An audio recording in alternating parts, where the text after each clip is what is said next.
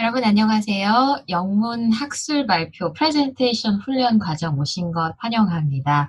네, 저는 이 과정을 맡게 된 줄리아나 리앤 파트너스라는 커뮤니케이션 컨설팅 회사를 운영하고 있는 이지윤 대표입니다. 자, 오늘 안내해 드릴 내용은요. 네, 특별히 이제 프레젠테이션을 소개하시면서 여러분이 영어적인 부분과 또 학술 발표라는 그런 두 가지 부분을 잘 고민해 보시고 그런 해결 방안을 찾는 과정 되었으면 좋겠고요. 저는 우리 이 과정을 맡으면서 또 우리 다양한 이렇게 대학생분들, 또 대학원생들, 교수님들, 연구원분들의 1대1 코칭도 진행을 해드리고 있답니다. 그래서 영어 프레젠테이션 무작정 따라하기라는 교재와 또 다양한 영어 프레젠테이션 관련한 저자이기도 하고요. 스타트업들의 그런 해외 진출을 위한 피칭, 또 이제 이러한 뭐 연구원분들, 대학원생분들, 교수님들의 학술 발표에 필요한 영어 프레젠테이션 스킬들을 세미나를 통해서 컨설팅을 통해서 지도해 드리고 있답니다. 오늘 안내해 드릴 내용은요, 말씀드렸던 것처럼 이제 구조 잡기의 중요성을 좀 강조해 드리고 싶어요. 그래서 영문 학술 프레젠테이션의 구조를 잡는 노하우 관해서 좀 안내를 해드리고자 합니다. 오늘은 영어 발표가 무엇인지 좀 오리엔테이션 진행해 드릴 거고요. 학술 발표에 어떤 구조를 좀 고민하시면 좋을지, 또 학술 발표를 만드시다 보면 그 구조에 필요한 다양한 표현들이 있겠죠. 그런 것들 이제 안내를 해드리도록 하겠습니다. 자, 먼저 오늘의 큰 섹션, 영문 학술 프레젠테이션 구조 잡기의 첫 번째 내용은 이제 영어 발표가 무엇인지, 어떤 부분을 주의해야 되는지에 대한 간단한 오리엔테이션인데요. 저처럼 프레젠테이션을 직업으로 한다던가 그런 강의와 컨설팅을 많이 하다 보면 대부분의 공통적인 질문들이 있습니다. 영어 프레젠테이션 하는데 이게 말하는 게 너무 두려워요. 떨려요 하시는 분들이 많은데 제가 영어를 못해서입니까? 라고도 많이 얘기를 합니다. 그런데 이제 재미있는 통계 자료가 있는데요. 이제 미국 통계입니다. 미국 통계에 따르면 뭐가 가장 무섭습니까? 라는 질문에 41%나 되는 사람들이 대중연설이라고 얘기를 했다고 해요. 매년 이 수치는 거의 비슷하게 나온다고 하는데요. 뭐 고소공포증이 있는 분들도 있고, 뭐 다양한 것들 무서워하는 사람들 많은데, 특별히 재미있는 거는 이제 죽음을 두려워하는 것보다 19%죠.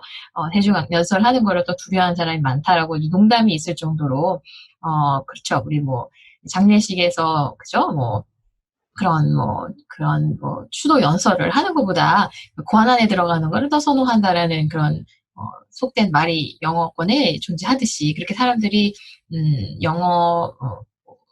영어이기 때문에 두려워하는 부분도 여러분 물론 있으시겠지만 누구나 대중 연설에 대한 두려움은 있습니다. 그렇기 때문에 나만 못하나라고 생각하지 마시고요.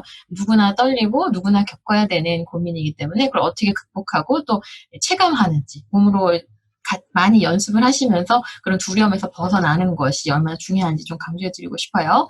자, 특히 학술 발표는 그냥 일반적인 프레젠테이션과는 또 다릅니다. 그냥 뭐 일반적으로 여러분이 면접에서 뭐 자기소개를 한다던가, 여러분의 그런 뭐 꿈을 얘기한다던가, 뭐 그런 일반적인 주제로 재미의 요소를 가지고 프레젠테이션, 일반적인 대중을 대상으로 하는 게 아니기 때문에 영어로 학술 발표할 때는 또 고민하셔야 될 게 있죠. 그러니까 리서치 페이퍼, 여러분의 연구 주제를 기반으로 또 그 논문을 기반으로 발표를 해야 되는 경우가 많기 때문에 대부분 많이 하는 실수가 그 논문을 그대로 카피해서 거기 있는 표현이라던가 그런 것들 그냥 그대로 사용해서 마치 논문을 읽는 것처럼 발표를 준비하시는 오류를 범하는 경우가 많은데요.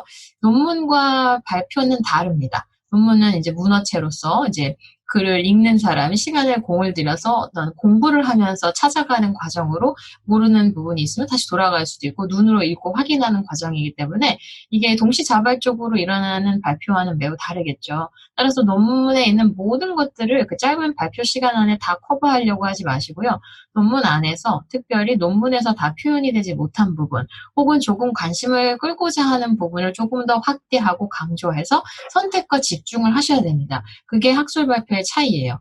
논문에 있는 뭐 10개의 요소가 있다고 그걸 다 얘기하실 수 있는 시간적인 여유가 없고 그 짧은 시간에 그것을 청중이 소화할 수 있는 능력이 있는 것도 아니기 때문에 여러분께서 학술 발표를 하실 때는 논문에 있는 것을 똑같이 발표한다라는 생각에서 좀 넘어서서 내가 어떤 식으로 선택과 집중을 할 것인지 주제를 정확하게 파악하시는 거 잊지 마시기 바랍니다. 그래서 프레젠테이션 스코프와 리서치 페이퍼의 스코프는 다르고요.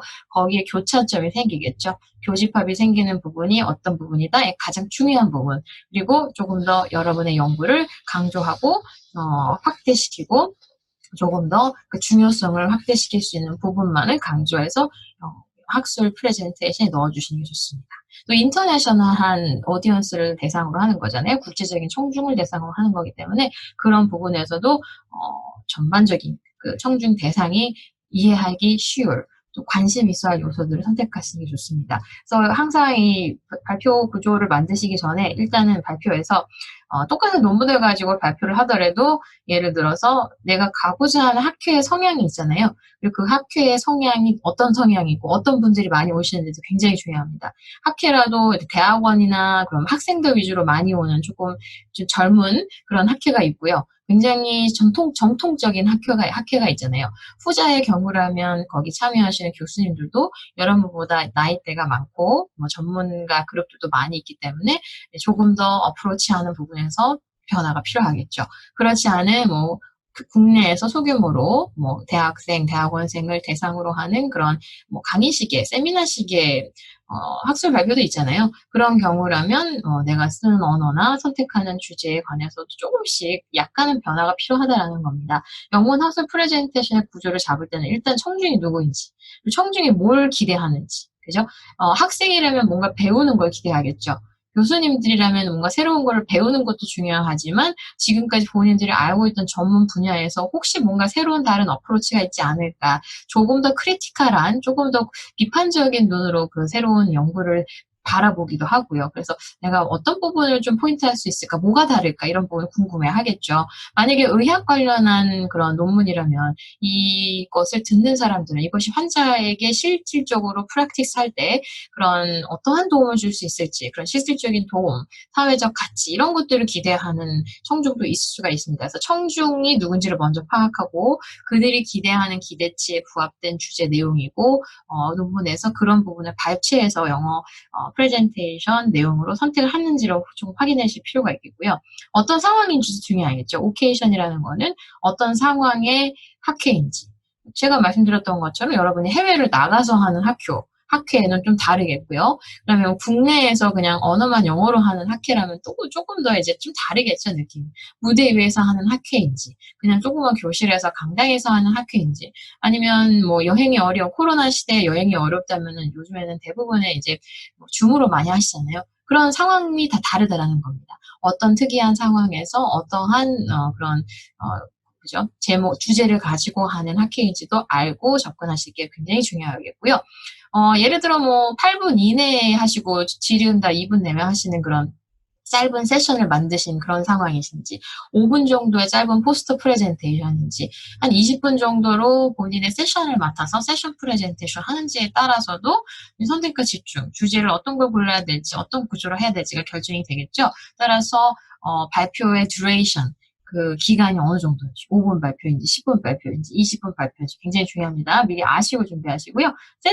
세팅은 오케이션과 비슷해요. 오케이션은 어떤 상황인지, 어떠한 사람들이 오고, 그게 국제적인 세미나인지, 내가 샌프란시스코에서 가는 학회인지 이런 거를 오케이션 그런 그 초대받은 그 학회의 그런 성향이라던가 문화적인 거를 좀 고려해 보신다면, 세팅은 단순하게 그쵸. 그 마이크로폰이 준비가 되어 있는 곳인지, 강당인지, 제가 말씀드렸던 것처럼 온라인으로 연결해서 하는 건지, 이런 거에 필요한 기술적인 요소도 많이 있으니까요. 그런 5가지 요소를 여러분이 좀 준비를 하셔서, 영어 학술 프레젠테이션 구조를 잡는 그 밑받침이 되었으면 좋겠습니다. 자, 전반적인 그 프로세스를 한번 보면요. thinking 프로세스, 그 다음에 여러분이 느낌을 줄 수 있는 감정의 프로세스와 액션의 프로세스가 있습니다. 그냥 그 논문 발표를 하는 거를요. 대부분은 그냥 정보를 전달한다라고 생각하시고 발표를 하기 때문에 좀 고리타분해지고 지루하고 그냥 논문을 읽고 내려오는 경우가 많아서 좀 아쉬워요. 굉장히 그게 많은 예산과 인력이 투입되는 게 사실 학회이기도 한데요. 여러분이 그냥 논문 읽고 내려오면은 그 시간과 노력과 인력이 참 아쉽죠. 그냥 내가 정보를 전달하는 거에 그친다고 생각하지 마시고요. 한번 잘 보세요. 내가 정말 감동을 받은 그러한 학회, 발표, 프레젠테이션 특징이 무엇인지. 내가 뭔가 마음속에서 꿈틀꿈틀거리는 뭔가 인스퍼레이션이 생기는 그런 감동과 감회를 줄 수 있는 발표인지를 한번 고민해 보시면 좋을 것 같습니다. 뿐만 아니라 그런 느낌을 주는 발표뿐만 아니라 정말 발표가 잘 되는 경우라면 그 발표를 듣고 사람들이 변화를 보이겠죠. 아, 이거 한번 연구실에서 한번 도입해 봐야 되겠다. 이런 연구가 추가적으로 필요하겠다. 한번 공부를 더 해봐야 되겠다. 아, 발표자가 얘기한 이러한 새로운 공식을 한번 다음번에 도입을 해봐야 되겠구나.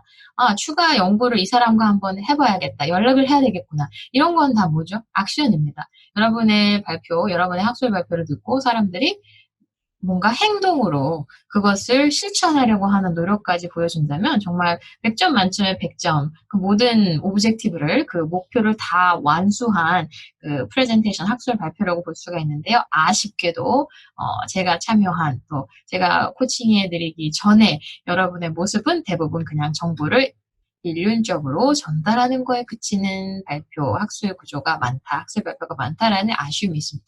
그렇다면 어떻게 내가 인스퍼레이션을 주고 트랜스포메이션을 줄 수 있는 발표를 할 수 있을지. 대부분은 뭐 말하는 스타일, 무대에서 매너 이런 것도 물론 중요하고 2, 3차 과정에서 다뤄드릴 거예요. 하지만 첫 단추를 잘못 끼면 아무리 무대 매너가 좋아도 아무리 목소리가 좋아도 그걸 다 커버하기라는 건 한계가 있습니다. 구조가 잘 잡혀야 돼요. 이런 걸 잘하려면. 정보를 충분히 주고 있는지, 그 정보뿐만 아니라 내가 저자로서, 제1저자로서, 혹은 이 논문을 아주 가까운 곳에서 연구하는 연구자로서, 발표자로서, 나의 연구에 관한 자부심을 가지고 거기에 어떤 사회적인 그런 임팩트 팩터가라고도 하죠. 여러분의 논문이 자주 인용되면 임팩트 팩터라고 하는데 사실 그 임팩트 팩터예요. 여러분의 발표를 듣고 사람들이 기억하고 인용하고 느낌에 와, 괜찮다, 이거 연구 정말 유용하다라는 느낌이 들게 하는 요소가 뭐가 있는지, 즉 기존의 연구와 어떠한 유니크 포인트가 무엇인지 잘 파악해서 그걸 강조하시기 좋습니다. 그리고 이 연구가 완벽한 연구는 아니겠죠. 완벽한 발표는 아니겠으나 이것을 통해서 추가적으로 어떤 스터디가 더 돼야 되는지, 사회적으로 또 여러분의 그런 학문 분야에 어떠한 기여를 줄 수 있을지, 어떤 행위의 변화를 줄 수 있을지를 암시하는 그런 발표를 만들어 주시는 게 정말 중요하다고 봅니다.